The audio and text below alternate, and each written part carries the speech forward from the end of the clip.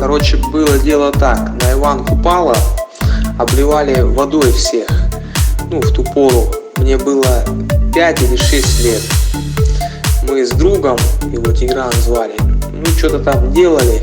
И тут его старший брат начал меня обливать. У него было ведро, короче, и насос шины качать этому велосипеду. И он набирает это со шлангочки воду через ведро и давай меня поливать. А я убегаю, и впереди не вижу перед собой там такой столб, где-то 12 сантиметров в диаметре. Вот, и я прям впился в него очень хорошо. И сполз, вот действительно, как в мультяшках показывают. Но у меня чуть башка не треснула. Вот качнулись вдруг и рухнули небеса. Вдогонку полетела оставшая звезда. Вот такое вот было тело. Но ему так было смешно вверху. Ну, чуть со смеху не треснул. Прямо вот как в фильме Чарли Чаплина.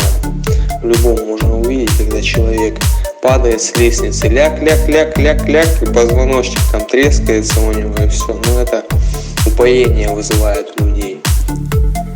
Я на Ивана Купала вновь вспоминаю о том, как головой повстречался с вечности твердым столбом.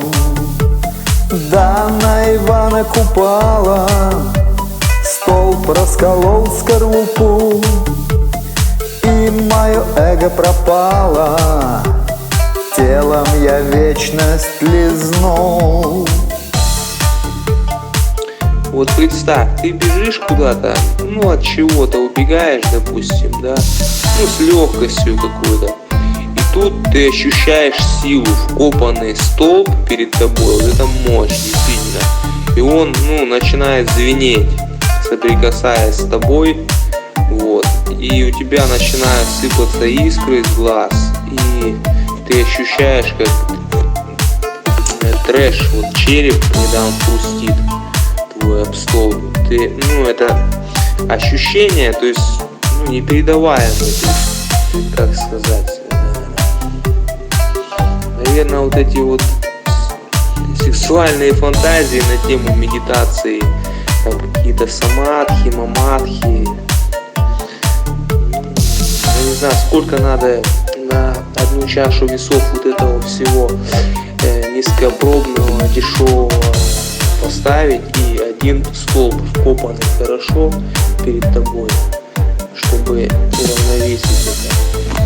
У меня было ощущение превосходства вот этого железного вкопанного столба на одной его позиции перед моей сиюминутным желанием куда-то убежать от чего-то. Вот. Если ты не ударилась об столб, ну как тебя можно серьезно воспринимать?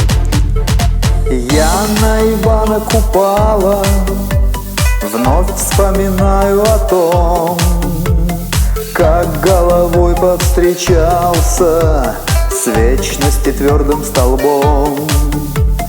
Да, на Ивана Купала столб расколол скорлупу, и мое эго пропало, телом я вечность лизнул. Ну, у тебя, возможно, были жизненные передряги, но, понимаешь, вот есть, когда ты вписываешься, вот твой вектор идет прямо в столб, и ты просто обтекаешь его, понимаешь? Но есть вещи, когда ты сталкиваешься с жизненной передрягой, и, ну, как-то по касательной проходит, понимаешь? Ты можешь где-то последний раз вильнуть перед непосредственно столкновением, что-то как-то, ну, это все связано с приспосабливаемостью живых существ, то есть, вот, какой-то твой инстинкт, какой-то рефлекс помогает тебе, а здесь просто так получилось, как вот ты как комета входишь, блин, вот это вот в околоземное пространство и просто оставляешь кратер. Вот. Так вот, это очень интересно, это никакие сексуальные фантазии, на тему медитации и прочее. Удариться об столб — это очень такая полезная практика для понимания, ху есть ху вообще. Если ты не ударилась об столб, ну как тебя можно серьезно воспринимать? Ты еще как бы не доросла ни до чего.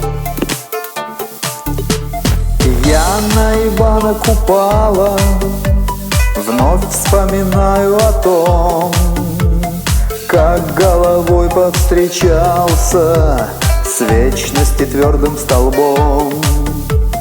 Да, на Ивана Купала столб расколол скорлупу, и мое эго пропало, телом я вечность лизнул. У меня было ощущение превосходства вот этого железного вкопанного столба на одной его позиции перед моей сиюминутным желанием куда-то убежать от чего-то. Вот. Ты как комета входишь, блин, вот это вот в околоземное пространство и просто оставляешь кратер.